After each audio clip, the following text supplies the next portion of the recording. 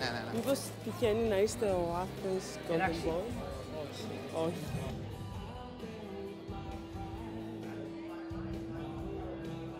Φίλε, ρε. Δηλαδή, έχω τρελαθεί. Συγγνώμη. Ναι. Γεια σας. Μήπως είστε ο Athens Golden Boy? Ναι, εγώ είμαι, πού το ξέρεις. Άρα εσύ είσαι η Μαρινάδα. Όχι.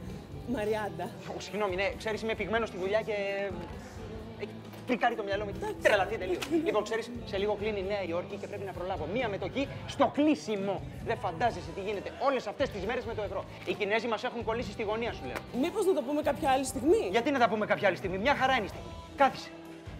Λοιπόν, κοπελιά, ένα διπλό εσπρέσο εγώ, εσύ τι θα πάρεις? Έλεγα να πάρω ένα λευκό κρασί, αλλά αφού δεν θα πιεις θα πάρω και εγώ. Λοιπόν, ένα ξέρεις, τσάι. είμαι 48 ώρες ξύπνη. Άμα πιω αλκοόλ, θα τεζάρω. Όχι, ίδιες. Αλλά άκου, θα πιω. Να χαλαρώσω και λίγο. Τι έχω να χάσω δηλαδή. Εντάξει. Λοιπόν, κοπελιά, άγκυρο στο εσπρέσο.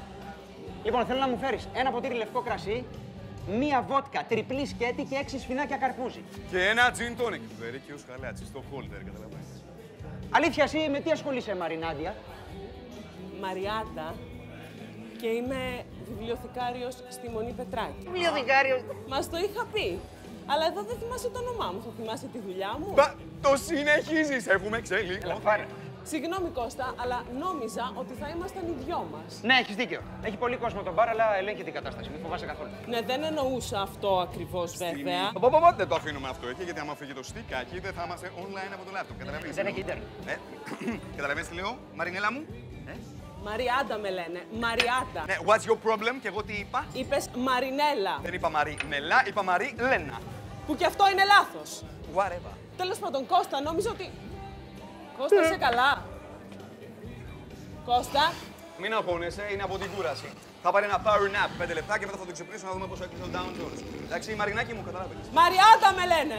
Μα καλά είναι δυνατόν. Με καλεί να βγούμε ραντεβού. Έρχομαι εδώ, είναι μαζί σου. Και σαν να μην έφταναν όλα αυτά, τον παίρνει και ο ύπνος. Ναι, what's your problem? Το στικάκι, το βλέπεις? Αφήνουμε κάτω το στικάκι γιατί δεν είμαστε online στο laptop. What's your problem? Καταλαβαίνεις τι λέμε, έτσι? Χαιρετίσματα στον Dow Jones. Μαριανίτα, αύριο την ίδια ώρα, έτσι. Έλα, ρε, τι έγινε, ρε? Η Μανταλένα έφυγε, ξανακοιμήσου.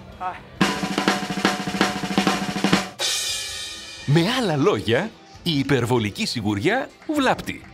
Η Heineken σας θυμίζει. Όλες οι ώρες δεν είναι ίδιες. Απολαύστε υπεύθυνα.